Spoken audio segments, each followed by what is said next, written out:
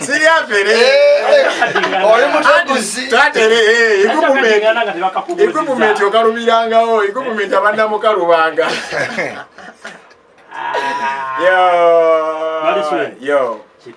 Kirungi. Alali. Okiriza anko. Tugezaako anko. Tubaye eyo mwana mu ghetto nga tufumba fumbe byakabyere binzo okuyamba eggwanga. Nera kituyogera mazima. Ate ugamba nze seba ambassador mulamba ambassador wala kefiri omanyi bulungi kisoboka nera kefiri omanyi bulungi ambassador nyiza butabana zonga kugamba kisoboka.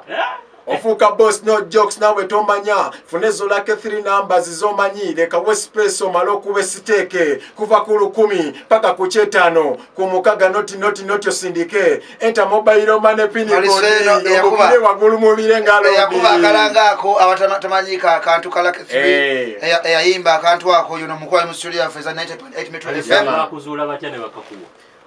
ngobulango bulimu enkokola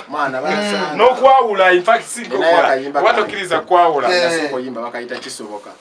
kenzize nkugamba kisoboka nawali eyo mugambe kisoboka tewenyoma kubanga kisoboka bongera keyo buli kimu kisoboka tewali kigana n'amaso g'abesigyegenkana g'aba China parliament nefuuka ekisawo ekyokwepena nga ne pastor singa mu nsi ye mama Fina kisoboka omwavu okufuuka omugaga kati bajja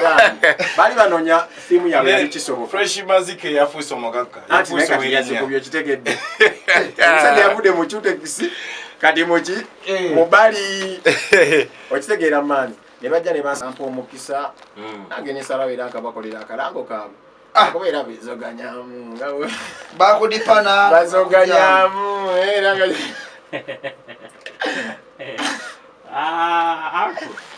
Malisene huyo respect to Fefe Busi ne yanzanya mwana simanyi ngere gye nyiza kusima mu blood nenga buli kimu mwana nsima nnyonnyo byonna byankolera man.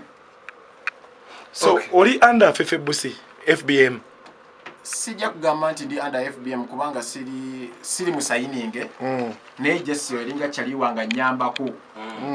mu music anyambako ne tugenda oba ku shows nga bola balupi ne tukusalaka eyo okitegedde nasuka nampawo chance nekubamu naye nakubamu okitegeera bwentyo Malison inspiration ozo obera ne Fefe Busi obera no mutuju wa Buyo Gerson abasajja bano balabikanga bonna bayina erinnya okusingako inspiration tutwale yabo yali nene kuyiyo oba ebiroto byali binene ku bibyo ekintu bwe bakisooka muzinda batunulira butunulizi n'embeegumba bo bakikolera emyaka tugeze katubala emyaka nga3 then zinange netandika ate okufuna neera emyaka 3 bulevito yakubira oluyumba lwa Walumbeza ebanalinga mu senior abanali mu senior 4 nakyasoma nkyali mutonyo n'ebyokuyimba sinabatandika kukola ki nenga feelinga nnyo music kubanga binabeeranga mu ssomero nga ndi mu bya MDD ebyo music dance and drama nga kubanye engoma ezo kati nga neri passion yaki ya music nga mpuli yanjagala nnyo ki endongo so awo wenyini Maliswene description ya Maliswene omuntu ali yakulire waka muyimbi wachi waraga wa hip hop wachi wa Luga flow uyimba buno ikitegeeza waliwo obubadi tulina obulamu waliwo zaala n'obubadi njawulo kiri ku byonna zaala bakuba ate obubadi kusanyuka busanyusa nti okuzifuna bubeera bubadi okusanyuka bubeera bubadi ate zaala bakuba bukubi style eno gy'okuba mulimu abayimbi kye Uganda ng'ogyeko gwa abalala style gyemmanyi eno gyenkuba nze kyemmanyi ekyange kyenyimba ekiringa ekyo nkiyimbanga nze sina muntu mulala gwenfaananya okujjako gamba mu style gye tukuba abayimbi abalimu nga mpayo basatu abagirimu era of course tutandikire ku Fefe Busi tuzeeko Gravity akyaliyo gyali eyo wansi nga akapya ke yakoze wakawulidde music ye namba muwuliriza nze bampita music ya mpuliriza buli kimwe kakapa yo wakawulidde kapa nagiwulidde naye maama so Maliswene musical journey tuyiseemu kati nnyo mu buntu atamanyi Maliswene because ovudde ne Bafefe wonna ozza otambula so sofe banga liwakamalawo ki ekikyaganya Maliswene management ki ekyaganya okusamba akaji because ekitone kireka ng'okirina tewannabaawo kikyaganye lwansonga olaba omukisa mu bbanga lyembazeemu nina n'omukisa okubanga nze nkubya akalango bangi babibaddemu tebakubangayo kalango kitegeeza ate nze owedde nfanfunyemu ekitono tekinnagaana kipinga nnyongeraku buli mwaka obubaako nekyoyongeddeko kati guno omwaka ngwebalizaamu Katonda oba nakubamu akalango kati mbate mbalirira ate gugenda ate okuggwako nga nkufunyemu nnyo ekinene nnyo kubanga bingi ate ebijja Malisene mbadde manyi kati guwakuvaako olinda gujja guno guno tegunnaba tinda tebinaba kutandikako wadde bigenda kutandika butandisi Maliso tubidulire akayimba kano anengera bakayita nabigonza yaman topic ka sente gwe na yani awamu ne sente bukole tewaliwo sente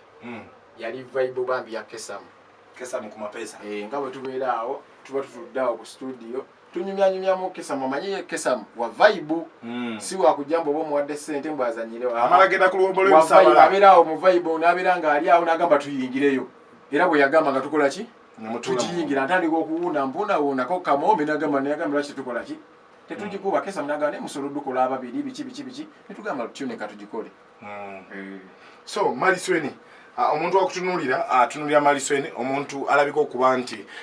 ebintu byonna abyekola ennyimba akuba okubi freestyle owandiika newandiikira zino zonna zakuwandiika waza freestyle kati nga kano kogambye mwawulya bulizi vibe ne muyingira akaakawo era vibe olugifuna era ofuna owandiika badde manyi wasula obusuzi kigoma nti mpa ekigoma ekiriwawo kyosanzeyo mu studio notandikira vibe ogikuba owandiika era so music industry ya Uganda ogiraba otya mudda mabega mabaluga flow oba ku mwaka guno kwemuli well nyizo gamba kale tetudda mabega music industry ekula bukuza tolabeerezeyo ne fresh dad kitegeeze ekula tugenda tufuna ebitone ebipya zo abambujewa kwa mulise nga baba Malisene linya walijawa Malisene erinyeyo oli mukibaida Inze oli musajja muganda oli mundodana nyonyo matovu Moses otambulemu tukugamba otambulemu oyagala ntambulemu ng'omuganda asobola okutambulira ng'omuganda tambulamu kati ntuwulire matovu Moses omwana eddira engabi muzukulu wa Nsamba